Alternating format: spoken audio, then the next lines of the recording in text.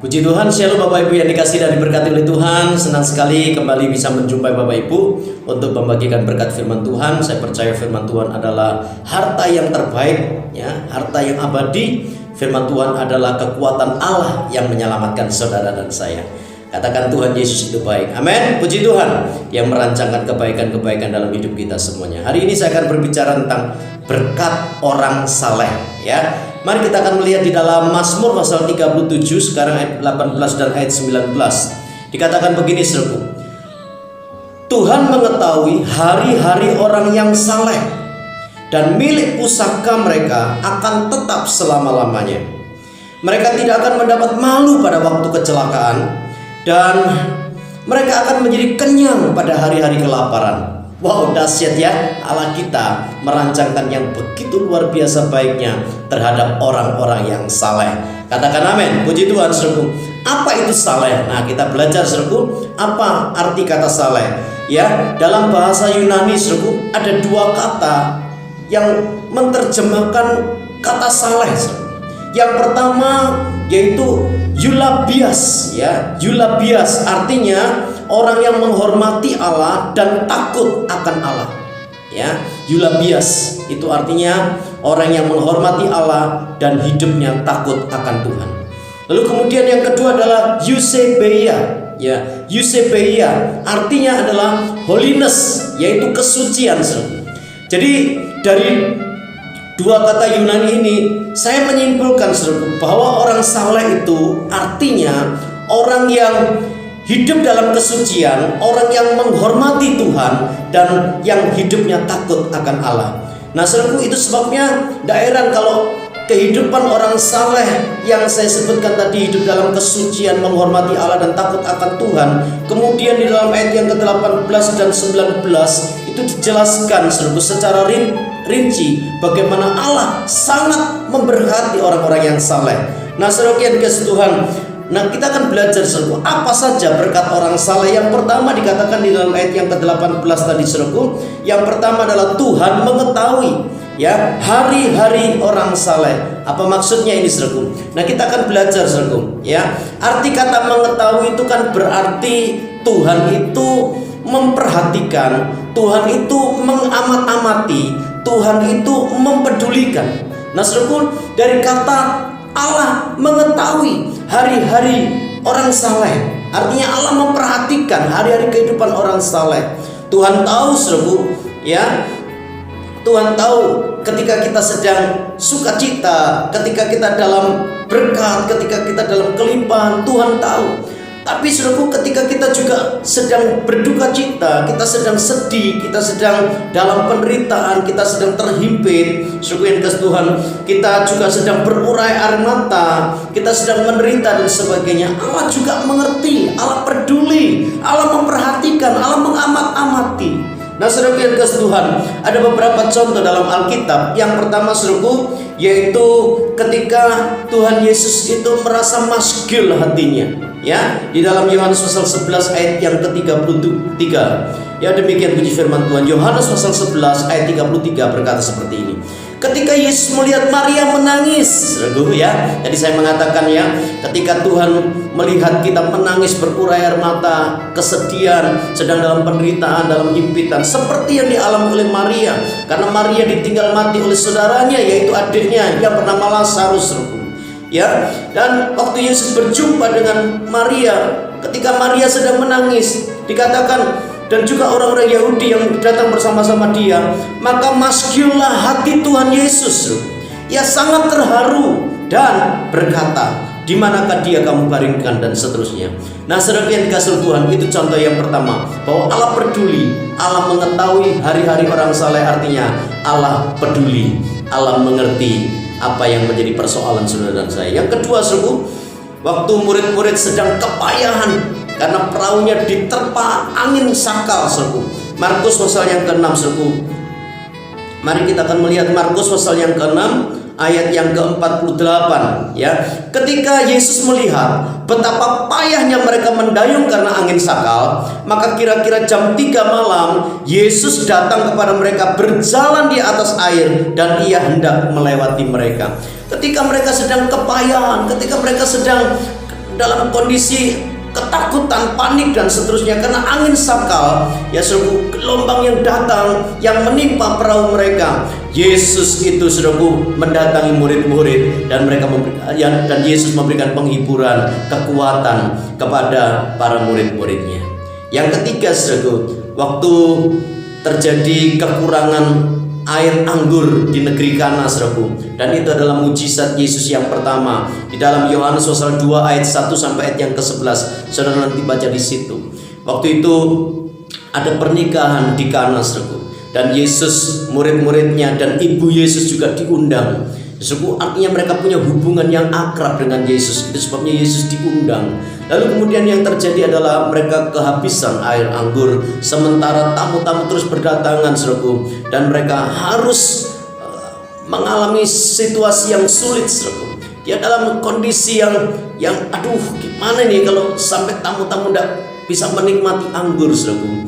Nah, dalam kondisi yang terdesak, dalam kondisi yang terhimpit saudaraku, ya, kemudian Yesus menyatakan pertolongannya. Artinya Allah itu peduli, Allah itu mengerti kita semuanya. Allah mengerti, Allah peduli semua persoalan yang kita alami, tak akan pernah dibiarkannya. Ku bergumul sendiri sebab Allah mengerti. Allah hadir di dalam setiap musim kehidupan kita semuanya. Yang setuju katakan amin. Ketika musimnya kita diberkati Tuhan, wah, Tuhan Yesus tahu kita sedang bersuka cita. Tapi ketika kita sedang berurai air mata karena menderita, Allah hadir juga di musim kehidupan penderitaan saudara, dan Allah akan menyatakan pertolongannya. Amin saudaraku, tetap menjadi orang saleh. Yang kedua saudaraku, dikatakan ayat yang ke-18 tadi saudaraku, ya, Mazmur pasal 37, dan milik pusaka mereka akan tetap selama-lamanya.